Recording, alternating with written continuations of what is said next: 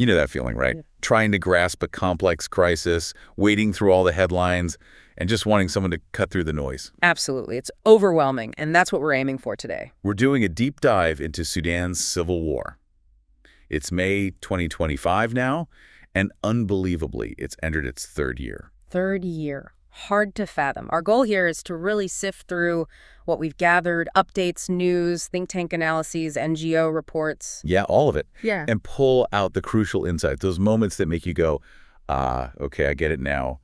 We want to understand the current state, the human toll, and, well, what might be next. Without getting bogged down in every single detail, clarity and the key takeaways. Exactly. So let's jump in. The military situation seems to have shifted quite a bit. It really has. A major development is the SAF, the Sudanese Armed Forces, claiming full control over Greater Khartoum this May. Greater Khartoum. So that's Khartoum City, Omdurman, and Bari, or Khartoum North. Correct. And it wasn't overnight. This was a buildup. They retook the presidential palace and the airport back in March 2025. Right, I remember reports about that.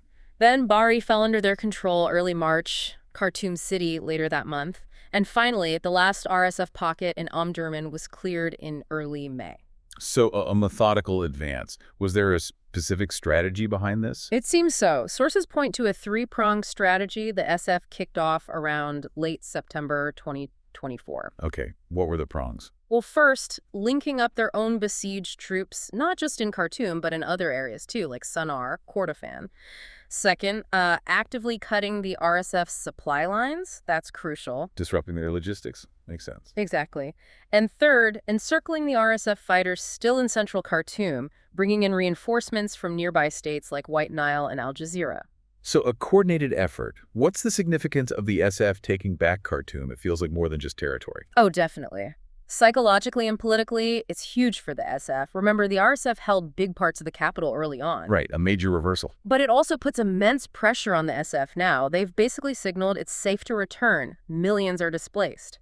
So they need to restore services, water, power, that kind of thing. Precisely. Their ability to actually do that will be a major test of their legitimacy. And the RSF, how are they responding to losing Khartoum? Are they just gone from there? Not quite. They seem to be adapting. We're seeing a definite uptick in their use of drone strikes. Instead of ground fighting in the capital. Yeah. They're hitting critical infrastructure, energy, water facilities, and strategic spots like Port Sudan, other airports. So pushed out of Khartoum, but still capable of causing damage elsewhere. Shifting tactics. Exactly. It suggests a move towards more asymmetric warfare. They're still a potent force. But the fight isn't just Khartoum, is it? Sources highlight intense fighting elsewhere. Absolutely not. Al-Fasher in North Darfur is a flashpoint. It's catastrophic there. Clashes have been ongoing since May 2024. A whole year of fighting just for that city? Intense fighting, yes. The RSF is pushing hard to control the city, and critically, these two huge camps nearby where people are already facing famine. Famine-stricken camps. Yeah. That's horrifying. And other areas too. Kordofan. Yes, persistent fighting in Kordofan as well, including around El Obeid, which is strategically very important. So SIF gains in the center, but the RSF still holds sway in the west. That's the picture. They control large parts of western Sudan, most of Darfur, except North Darfur, where Al-Fasher is, and big chunks of Kordofan. And using those drone strikes you mentioned where they've been pushed back. Right. Hitting infrastructure in Khartoum, Port Sudan, airports in Kassala, El Obeid. Meanwhile, the SIF is hitting back with airstrikes in Darfur and claiming some gains in Kordofan. It's a very active, shifting map. Al-Fasher seems particularly crucial in all this. Why is it so significant? It's a key humanitarian hub for all of Darfur. The fighting there directly impacts aid delivery, civilian safety. It worsens the whole crisis. And threatens those famine camps directly. Directly. It just highlights how deeply entrenched the conflict is, especially in the West. Okay, let's shift focus a bit. Military strategies and, crucially, external support. How are each side trying to win, and who's helping them? Well, the SAF, beyond that Khartoum strategy, seems reliant on air power, drones, minimizing their own ground troop losses, perhaps. And they're recruiting, offering amnesty, even to RSF defectors. They're trying to build numbers. And the RSF maintain control in the West, use drones elsewhere. Seems to be the case. But the really critical factor for both sides is the external support. This war is absolutely being fueled from outside. And the list of actors involved is quite something. Who are the main players? The UAE stands out as the primary patron of the RSF, providing money, weapons. Including advanced weapons? Yes, alarmingly so. Sophisticated Chinese gear like GB-50A guided bombs, first documented use anywhere in the world, apparently, and heavy artillery. Clear violations of arms embargoes. First use anywhere in Sudan. That's significant. And the SF's backers. A coalition there too. Egypt, Saudi Arabia, who seem increasingly aligned with the SF, Iran, Qatar, Turkey. And Russia. Reports suggest Russia might be playing both sides, possibly eyeing access to Port Sudan. Plus, you have reconstituted Islamist forces now formally part of the SAF coalition. Wow. It's really become a regional proxy war, hasn't it? Undeniably. And this constant flow of external support just undermines any chance for peace. Both sides think they can still win militarily. Which reduces any incentive to negotiate. Exactly. It makes a purely military solution seem possible, however unlikely that actually is. What about the SAF's recent offensive posture? What are the implications? It suggests they're aiming for a decisive victory, which likely means a longer, more intense war. There's also the risk, seen before with places like Wad Madani, that pushing too hard can backfire. And the Islamist element within the ESF coalition. Long-term concerns there. Definitely. Serious questions about Sudan's political future, the prospects for democracy. It adds another complex layer. This all paints a grim picture that leads us straight to the human cost. The humanitarian catastrophe is just hard to grasp. It truly is. Where do you even start? The displacement numbers are staggering. World's largest displacement crisis right now. How many people are we talking about? Around 13 million people forced from their homes. Over 8 million displaced inside Sudan. Another 4 million refugees in neighboring countries. 13 million. And over half are children. Nearly 1 in 3 kids under 5. It's heartbreaking. And the neighboring countries must be buckling under the strain. Completely overwhelmed. Chad, Egypt, Ethiopia, South Sudan. Their health systems, basic services, they just can't cope.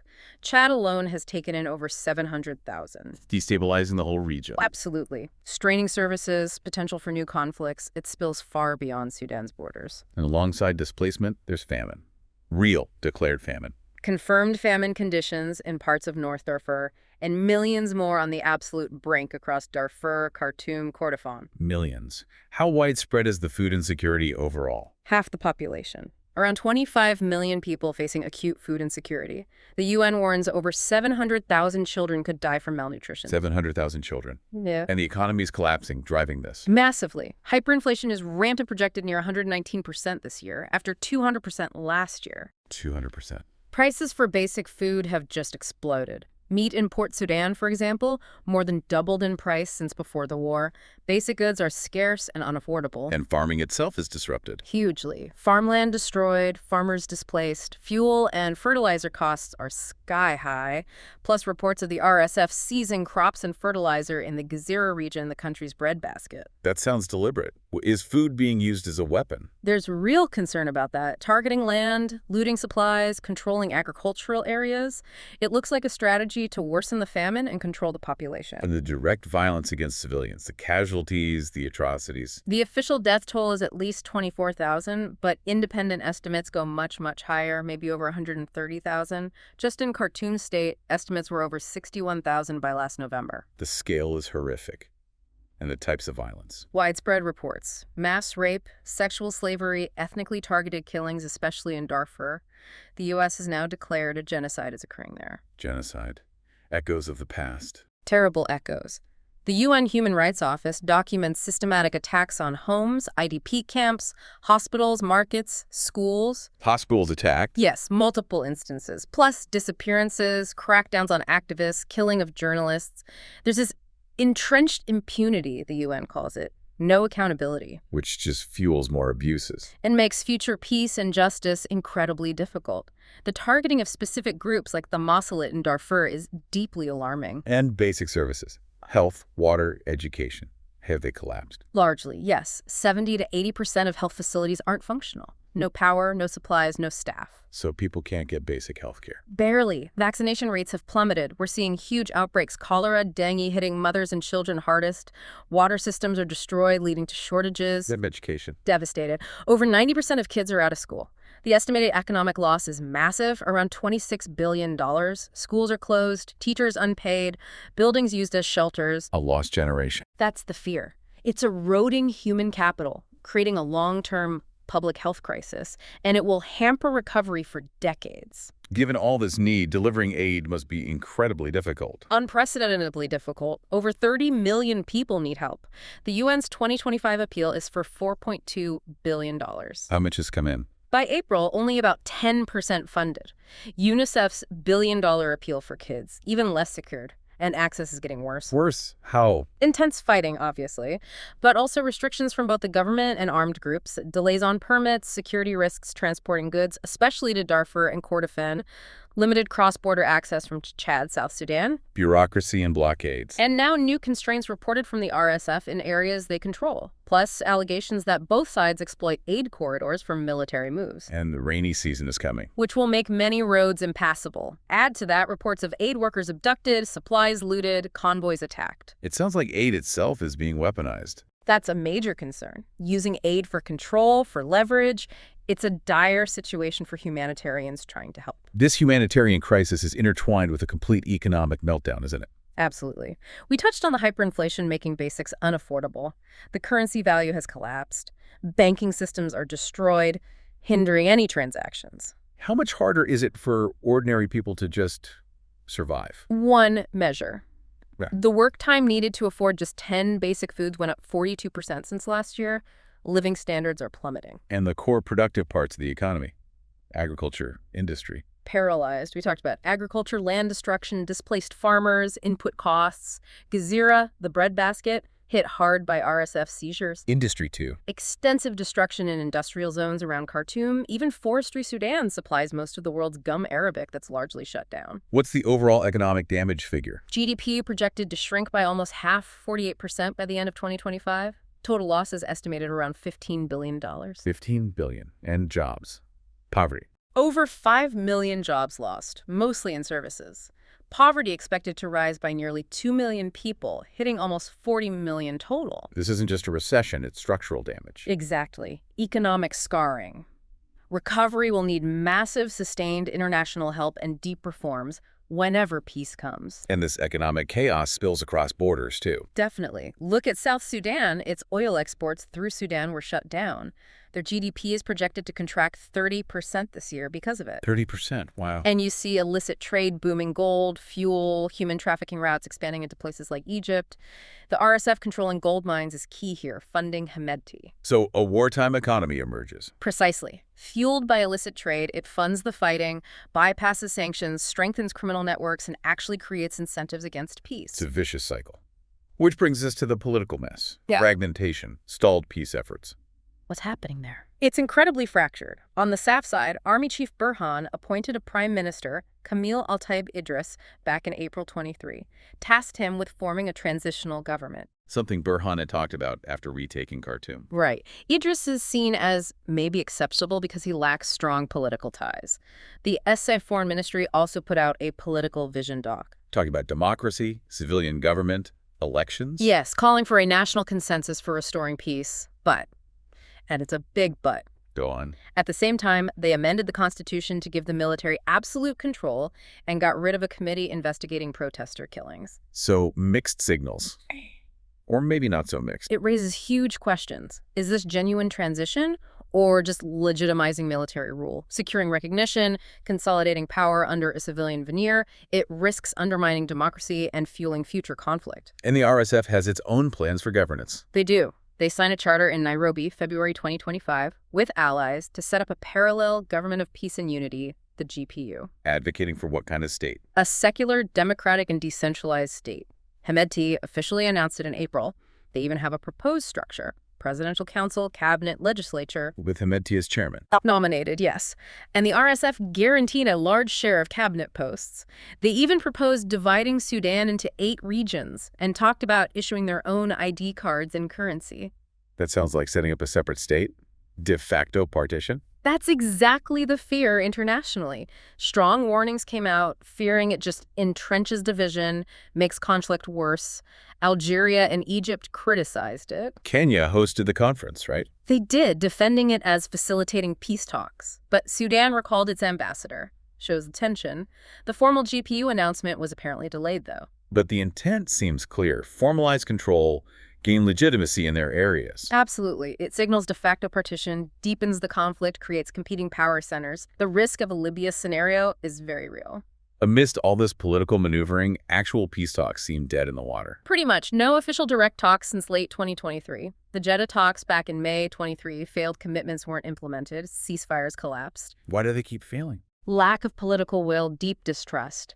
And fundamentally, both sides still seem to believe they can win militarily. Fueled by that external support and illicit money we talked about? Exactly. Gold trade, arms flows, they sustain the war effort. Even the London conference in April 25 failed to get a joint statement because Arab powers backing different sides couldn't agree.